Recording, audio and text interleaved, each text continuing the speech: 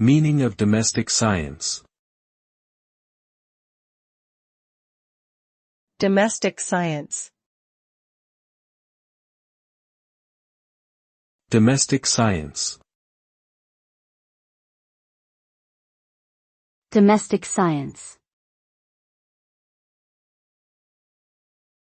Domestic science.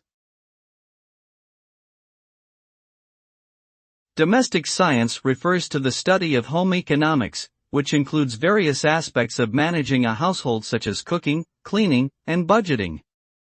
It involves the practical application of various scientific principles related to food, nutrition, hygiene, textile care, and child development.